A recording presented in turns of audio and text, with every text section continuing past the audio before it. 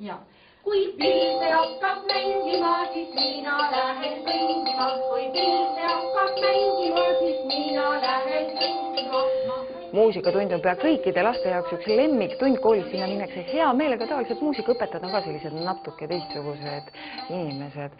Ja paljudel lastel on veel suurepärane võimalus näiteks laste muusikakoolis või siis võtta endale õpetaja, õppida mõnda instrumenti, klaverit, viiulit, löökpille ja nii edasi.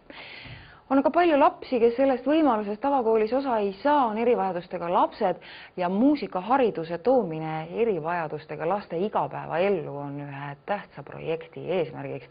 Raha tuleb Euroopa Liidust, kus kohast ja kui palju. Meie projekt Muusika kõigile sai rahastust European Regional Development Fundist. Ja kui suur see rahasumma on? Meie saime 600 000 krooni. Ja see 600 000 on just Eesti peale, tegelikult selles samas projektis on veel Soome ja Läti ja kokku on seda raha siis 2,7 miljonit. Just täpselt. Kõige lihtsamast oleks öelda, et see on õpetajate õpetamine, kuidas õpetada erivajadustega õpilasi. Ja neid erivajadusega õpilasi, keda õpetada, kui palju neid Eestis on umbes? See sõltub, mida nüüd erivajaduse all vaadata. Et ütleme, suurusjärk vast 10% võiks öelda. Üsnagi sageli on see just nagu takistuseks ja see võtab ära neid võrdsed võimalused, mis ju põhiseadusega kõigile peaksid olema tagatud.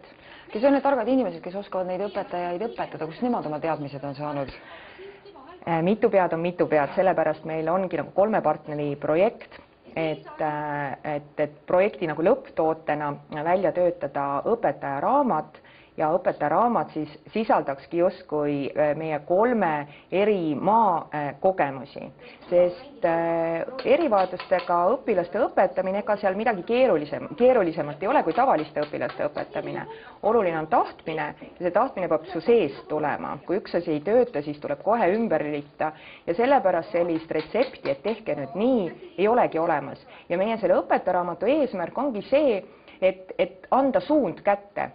Anda mingisuguseid mõtteid ja mõtteid just nagu näidete varal, et oli selline laps, tegime seda ja seda, see ei töötanud, aga see töötas ja õpetaja saab endale idee, kuidas edasi minna.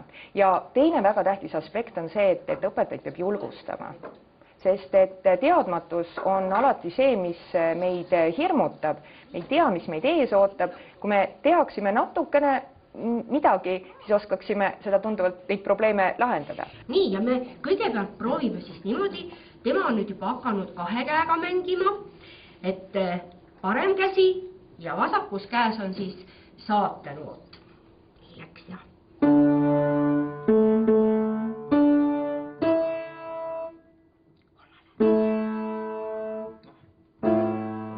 Eesti õpetajad esitavad meie seminari tulnud õpetajatele näidistunnid. Esimene näidistund on figuurnoodid klaveriõpetuses.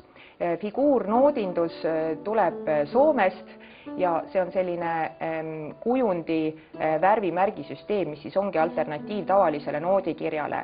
Ja see annab siis õpilasele, kui on kerge vaimne puue, võib isegi olla ka raskem vaimne puue, annab võimaluse mängida noodist ka selliseid lugusid näiteks nagu Beatlesite repertuaarist, ehk siis noodid on transleeritud sinna figuurnoodisüsteemi.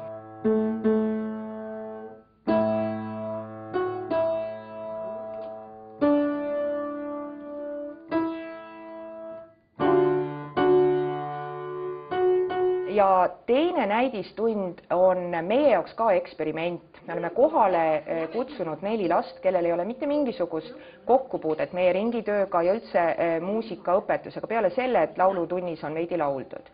Ja meie proovime 2 õpetajaga näidata teistele, kuidas alustada, sest alati see alustamine ongi kõige raskem. Mina olen raudselt seda meelt, et muusika on selline universaalne vahend, mille kaudu saab absoluutselt iga inimese juurde.